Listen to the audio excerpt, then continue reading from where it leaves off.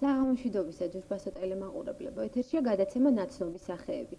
ჩვენი დღევანდელი გადაცემის სტუმარი გახლავთ ყველასათვის კარგად ნაცნობი პიროვნება, ცნობილი სპორტსმენი ბატონი შოთა ჩოჩიშვილი ოჯახურ გარემოში. იგი დაიბადა 1950 წლის 10 ივნის გორიდან 12 კილომეტრის დაშორებულ ულამაზე სოფელ ღლევში.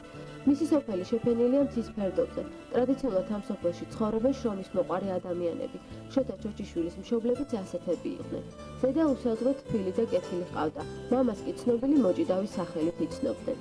სწორედ დედამ ჩაუნერგა შოთა სპორტისადმი დიდი სიყვარული. მისგან ჩაეყარა საფუძველი შოთა ჩოჩიშვილის სპორტულ მიღწევებს. ბავშვობაში შრომობდა, ვარჯიშობდა, ზნოდა რომ სიმაღლეზე ასასვლელად საჭირო იყო უდიდესი ენერგია. მას სწამდა რომ დიდი მიღწევებისათვის აუცილებლობას წარმოადგენდა სიბეჭდითა და მტკიცენების ყოფა. შოთა ჩოჩიშვილი 8 კლასის დამთავრების შემდეგ ბორჯომში მიდის სატყეო ტექნიკუმში სასწავლებლად. იგი იხსენებს ამ სასწავლებელში საყვარელ პედაგოგებს, სენია ჩხეიძესა და თენგიზ გოგრიჭიას, რომელმაც ჭიდაობას აზიარა. დიდი გამარჯვებების სტატისტიკა კი მშობლიური ქარელის რაიონიდან იწყება.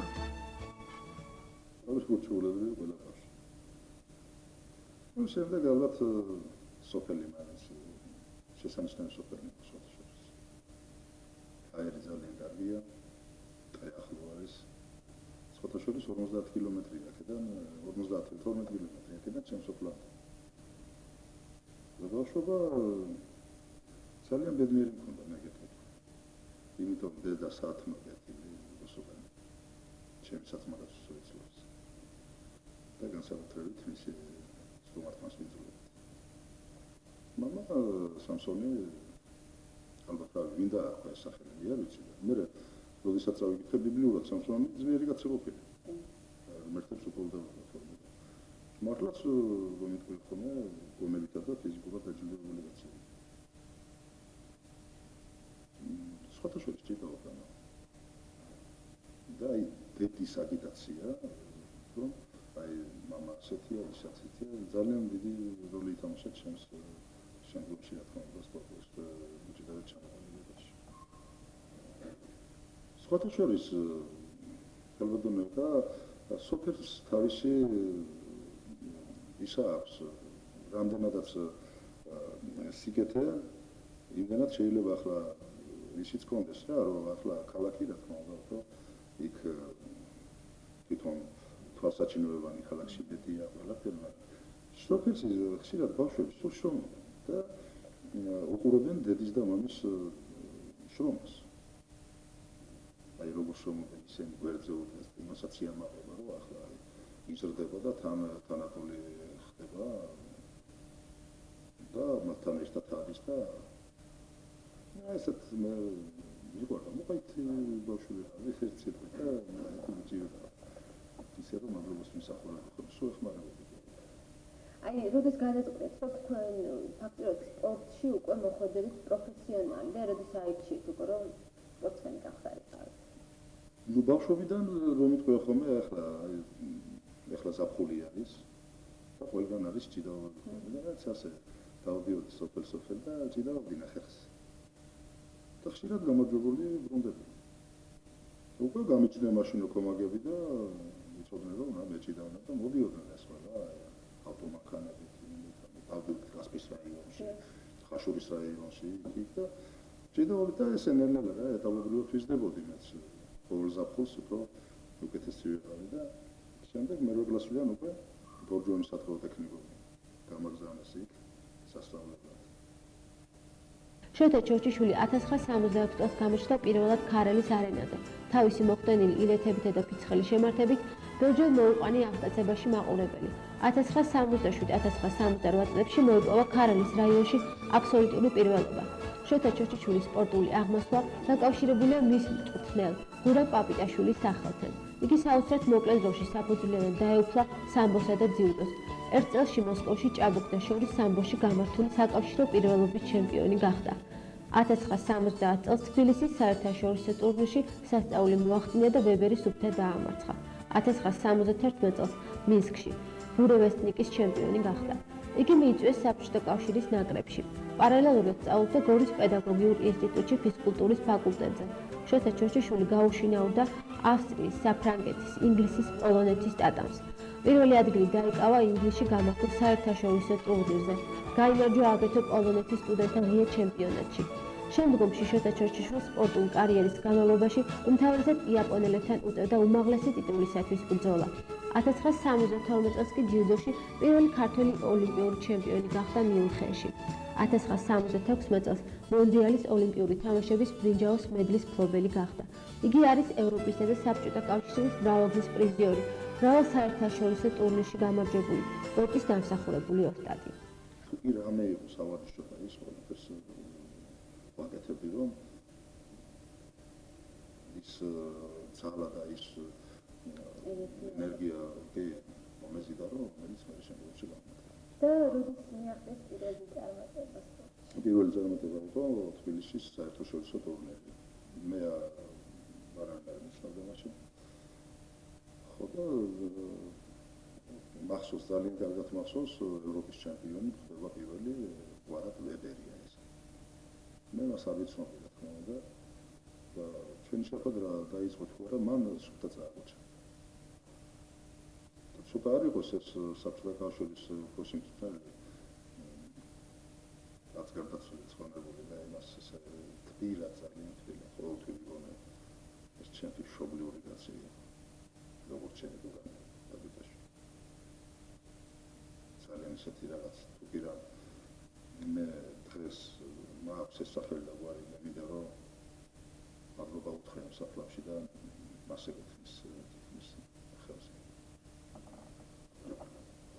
და გაუკვირდა როგორ ახლა ის ევროპის ჩემპიონი იყო მას პატანაკებს სხვა ახალგაზრდა პერსპექტიული ისინი რომლებიც გამორჩა გერმანიაში ჩატარდეს შორის მაშინ და ეს ვინ გამოვიდა ახლა ამას ფიქრობს მე შემდგომ ისე მოხდა ჩვენ სამუგეშოს ვეძახით რა მე რო გავედი ფინალში იმა კიდევ ვიჭიდავა ისო გააგრძელო ისო ფინალში ვხვდეთ ერთმანეთს და კიდევ წავა აი იქიდან დაიწყო ჩემი ეს ვიდეო ეს იყო 69 წელი და წარმოიდგინე 72 წელში ოლიმპიური ჩემპიონი. თელს საბჭოთა კავშირის მასშტაბით იბედებოდა მაშინ სურათები ჩემი დაროსტი. აი მეორე დღეს თუ გადავედი ოლიმპიურ თამაშებზე და ისე რომ პოპულარობა და ისეთი იყო რა ისე გავარდა მე ხისკენსავით იმიტომ რომ პირველი ოლიმპიური ჩემპიონი ძიუდოში ოცნებობდა და სოფლიო ჩემპიონი ხდება და სადღაც კაც რომელსაც არავინ არ იცნობს აბსოლუტურად კაცი არ მიხარ და გამოვიდა რაღაც პატარა ბიჭი და არა ორი სოფლიო ჩემპიონს იაპონელს და ინგლისში 7 შეხვედრა ჰქონდა და იგებს აი სუფთებს ყველა სოფლიოს და ეს რა თქმა უნდა ჯერ ჩამოსვლა დიდი ალბათ გურამთანაც გექნება პაპიდაშვილთან საინტერესო იქნება მე გეტყვით რომ ყველაზე ბევრი და ყველაზე ის შემოწმები იყო ჩემს საფეზე სოფლიოში იმასაც გეტყვით რომ ეხლა არის ტელემოყურებელი როგორ გაიგებს მე ყველაზე ლამაზი სპორტსმენი მიწოდეს 27 წლის შოთა ჩორჩიშვილმა გადაწყვიტა გამოთხოვებოდა სპორტულ კარიერას როგორც სპორტსმენი მან ამ ხნის განმავლობაში დაამთავრა ივანე ჯავახიშვილის სახელობის თბილისის სახელმწიფო უნივერსიტეტის იურიდიული ფაკულტეტით აღსანიშნავია მისი საზოგადოებრივი მოღვაწეობაც სამაგალითო სპორტსმენი ყოველსათვის საპატივსაცემო ადამიანიც გახდა. სოფელ ღლებში მან ააშენა სოფლენების თანადგომით პატარა ბაზილიკა ღვთისმშობლის სახელობის ეკლესია 1998 წელს, რომელიც აკურთხა სრულად საქართველოს კათოლიკოს პატრიარქმა უწმიდესმა და უნეტარესმა ილია მეორემ. შოთა ჩორჩიშვილმა ოჯახი 1973 წელს შექმნა. მისი მეუღლეა თამრიკო ეფრემიძე. მათ ჰყავთ ორი ვაჟი, რომლებიც დაოჯახებულები არიან. ბატონი შოთა დღეს ღიმილით იხსენებს იმ დროს, როდესაც ქალბატონი თამრიკო გაიცნო. მათი სიყვარულის ისტორია 2 წლის შემდეგ ქორწინებით დაგვირგვინდა. სიყვარული ეს ის ძლიერი ცნობა იყო, რომელმაც ოჯახი შეახმნევინა ბატონ შოთას. ოჯახი სიყვარულით შექმნილებს. გვიყვარდა მე თამრიკოს ერთმანეთი. სხვათა შორის თამრიკო იცით იყო ჩვენი ცნობილი პროფესორი იყო მირიან ეფრემიძე. ინსტიტუტში კითხულობდა ახალ და უახლეს ისტორიას. მისი ქალიშვილი იცოდა.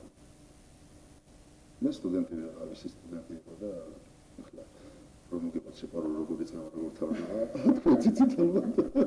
შეგვიყვარდა ერთმანეთს და ასე ხო ვიცი. მაგრამ რა იყო ხომ იცი ხშირად როცა გვიყვარდა ერთმანეთი, ხშირად უბრალოდ ახლა ნუ თამბიკოც კარი გოგონა იყო და მეც კიდე მაგრამ დღეს აზია ლაპარაკი, ეგრე ორი ვაშკაცი უკვე. მე ბედნიერი ვარ მაგით, ერთი რამ მაგითხეთ რა, თუ კი შეიძლება კაცი სპორტში იყო ბედნიერი, შეიძლება იყო რაღაცა სხვა ასპექტები, ნუ იქ რაღაცა იშოუში, რაღაცა ენასაკნა რაღაცა, ნუ მაგას არ არის დიდი მნიშვნელობა. ნუ ფაბრიკო მართლა რომ თქვა ხოლმე კარგი მეუღლეობა, კარგი დედობა. და მას სიყვარულის წოდნა. თამიკო ეფრემიძე პედაგოგია. წლების განმავლობაში მუშაობდა მასწავლებელთა სახლში. ამჟამად კი უმუშევარია. არც ქონია იმის სურვილი, რომ ახალი სამსახური ეძებნა. იგი სულ საოჯახო საქმეებით არის დაკავებული. ბატონი შოთა ყოველთვის გასული იყო და სამსახურებრივ საქმიანობაში იყო ჩართული. ამიტომ საოჯახო საქმეების მოგვარება სულ ქალბატონ თამიკო მიტვირთა. მე და ჩემი მეუღლე ერთმანეთს 71 წელს შევხვდით.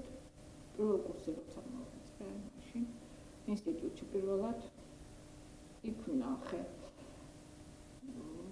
სხვათა შორის არ dalloდებია, ვინმეს რომ გაეცნო და თვითონ გამეცნო, ასე ვთქვათ. და შინაგანად იცით რა მომხიბლა ახლა ამაში, რაღაცნაირი შინაგანი სიძლიერე იყო მასში. და თავის თავში დარწმუნებულობა, ესეთი ვაშკაცური რაღაცა ჟესტი იყო და აი ამით მოვიხიბლა და მე უკვე როცა გავიცანით და თანდათან ჩვენი ურთიერთობა უფრო შორს წავიდა, უკვე მე ძალიან ბევრი დადებითი აღმოაჩნდა და აი ამით ყველაფრით ჩვენი სასიყვარულო ისტორიაც დაიწყო და გაღრმავდა. და რო გაიცანით, მაშინ უკვე პოპულარული სპორტსმენი იყო თუ არა.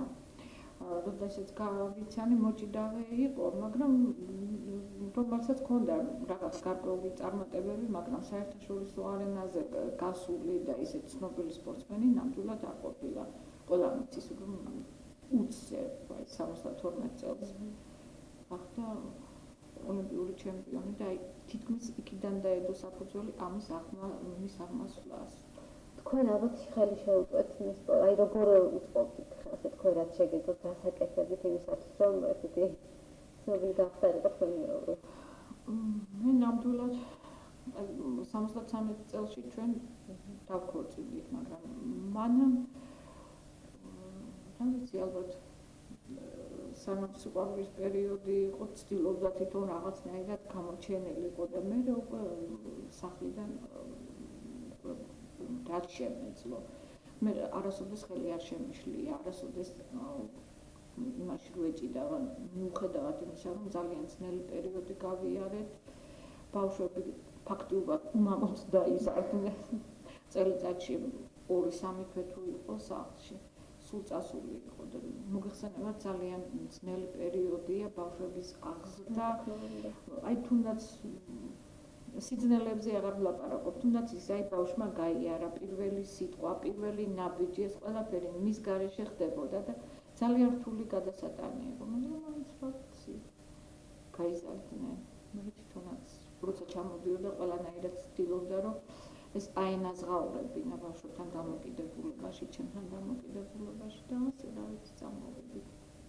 გაიყვანა ბავშვი, სასეირნო ეტლით სამთრის მზიანი დღე იყო და ამოტრიალდა სადღაც 10 წუთში ბავშვი არ არის. სად არის ბავშვი ვეკითხე. იქო ძალიან კარგი მზიაო სტალინის ბაღში, მუზეუმის ბაღში. იქ დავტოვე. იცით რა სიტუაცია იყო. ორივენი მე ერთმანეთს ვასწრებდით კიბეებზე, რომ უცებ მოვიდა ასე რომ ბავშვმა რომ გაიგვიძოს მე სად მივდივარ. ვინ იყო ეს? რეზოი. და ინტელექტუალი იყო. იყო ალბათ სადღაც 8 თვის. აი ასე. როგორ დამთავრდა კურიოზი? ბავშვების თვინ ჩაუყარებია, პატარა ბავშვების თვინ, მაგრამ ყოველ შემთხვევაში ეტლი ადგილზე იყო და ბავშვს ისევ წყარად ეძინა. საბედნიეროდ ყველაფერი კარგად დავთავრდა. აი ამ წლების გადასახედიდან რა შეგიძლიათ გითხრათ მის დადებით თუ არ ყოფთ თვისებებზე? დადებითი საერთოდ დადებითი პიროვნება ძალიან ბევრი დადებითი თვისება აქვს. ძალიან უყვარს სხვების დახმარება, შეძლების ფარგლებში, აი რის შესაძლებლობაც აქვს და მე მაგალითად ბოდიშს მოვხდი იმათთან, ვისაც ვერ დაეხმარა, მაგრამ ზოგიერთი ნამდვილად ისიც თხოვენ, რაც მის შესაძლებლობებს აღემატება, ან მის კომპეტენციაში შედის, არ შეუძლია ასეთი რაღაც. მაგრამ ძალიან ნერვიულობს ხოლმე, თუ ვიღაცას დახმარების ხელი ვერ გაუწევ და სახლშიც ძალიან აი ბევრი დადებითი აქვს. თვითონ შვილებთან მიმართებაში, მეუღლესთან, შვილებთან. ყველას ტვირთი თვითონ უნდა რომ მოიკიდოს ზურგზე და სხვებს ყველანაირად შეუმსუბუქოს ეს ყოველდღიური ცხოვრება. ბავშვებთან არის ძალიან მოსიყვარულე, შვილებთან ძალიან იყო, მაგრამ შვილებთან უფრო მკაცრი იყო და შვილებთან საერთოდ ეს სიმკაცრე წაიშალა და ვერც უბრაზდება, უგონოდ უყვარს ბავშვები, სამი ყავს და ერთმანეთისაგან ვერ არჩევს. ნაკლსაც შეეხება. ნაკლს. აიცი ნაკლი ალბათ ახლა ყველას აქვს, მაგრამ ისეთი განსაკუთრებული, ხანდახან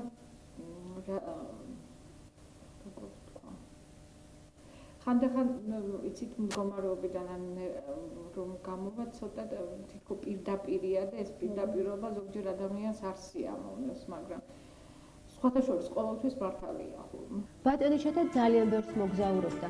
გაიცნო და დაიმეგობრა ბევრი ადამიანი, მათ შორის თავისი მოწინააღმდეგე სპორტსმენებით. ეცნობოდა სხვადასხვა ქვეყნის კულტურასა და ყოფას.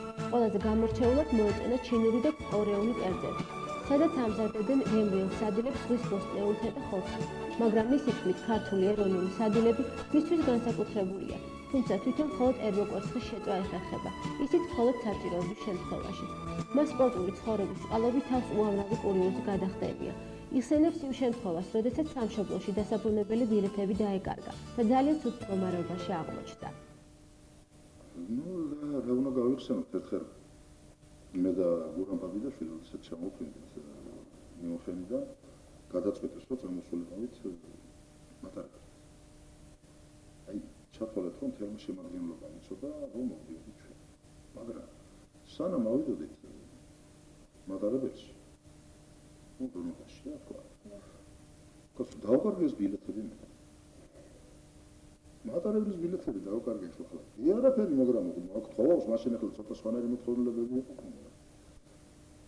ხო და ვიო ამოვიკეთე ხალხი ის ყველაფერი არ არის ასე იყო პრინციპი.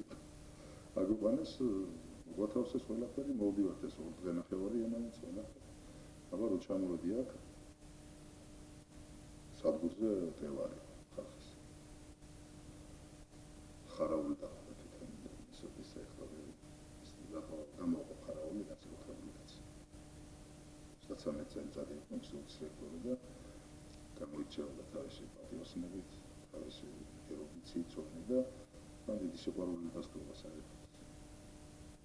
თვითონ ინსტიტუტის პროფესორმა სალაგების სტუდენტების. ხო და აბა წავედით და მივედით ინტურიაში, სადაც გაშლილი იყო მან. ჩავიყავი ხელი ჯიბეში და მოვიდა გურამეთქი აი ორი ბილეთი. თელი რა მითხრა გურამეთში? სამი დღეს პირსახოთის გულით მაინც არ ჩაიყავი ჯიბეში. ის დღეს ჩამაგდა. ქალბატონ თამრიკოსა და ბატონშატას ყავთ ორი ვაჟი, რამაზი და რეზო. ყავთ სამი შვილიშვილი, მარიკა, შოთიკო და გიორგი.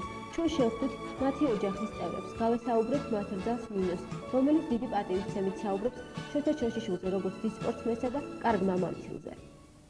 რა ვიცი, რა უნდა ვთქვა, ყველა მიცის, როგორი არაჩვეულებრივი პიროვნებაც არის.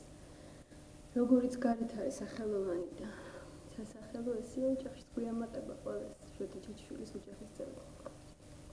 აი როგორც მამამთილი როგორია? როგორც მამამთილი არაჩვეულებრივი, თბილი, მოსიყვარულე, მოამაგე. დამხევი რომელიც ნიშნავს ეს, რომ შვილიშვილების მოამაგე პაპა და არაჩვეულებრივი მამა. მისაბაც. ყველასათვის მისაბაც. ძალიან მიხარია, რომ ჩემი ბიჭიც შოთას მოსახელია და მთელი სულითა და გულით მინდა რომ პაპის სახელი გაამართლოს. შოთიკო ჩოჩიშვილი პაპის სახას ატარებს, კარგად თამაშობს ჭადრაკს. სკოლაშიც კარგად სწავლობს, მაგრამ მისი ოცნება გახდა სახელოვანი მოჭიდავე. პატარა მარიკა კი 5 წლისაა. იგი კარგად საკავს მღერის, უყვარს ლექსების კითხვა. ჭირაობასა და ლექსების თქმაში მათ არ ჩამოუვარდება პატარა გიორგიც, რომელიც ჯერ 5 წლისაა და სურს გახდეს მოჭიდაო და გააგრძელოს ოჯახური ტრადიციები. ჯერჯერობით კი მხოლოდ ლექსის თქმით შემოიფარგლება. ხოლოც ერთს ნატრობ ერთი მაქვს, საოცნებოდა სათქმელი, დიდი რუსვერი რომ ვიყო ისეთი ქართველი, ჩემი სამშობლოთ მოფინო, დედა სამშობლოს ნათელი. ძნელია ერთ გადაცემაში გამოხატო ის მიღწევები, რაც ბატონშოთას დაუმსახურებია ქვეყნის წინაშე. იგი ჭეშმარიტად იმსახურებს იმ ეპითეტებს, რომლითაც სხვადასხვა დროს შეუმკიათ. ამ გადასახედიდან შოთა ჩოშიშვილი თავისი მიღწევებსა თუ მოპოვებულ წარმატებებს იღბლიანობით ხსნის და ღმერთის წყალობად მიიჩნევს, რომელიც ალბათ მხოლოდ ერთეულობის ხვედრია. აი ასეთი იყო ერთი დღე ჩოჩიშვილების ოჯახში.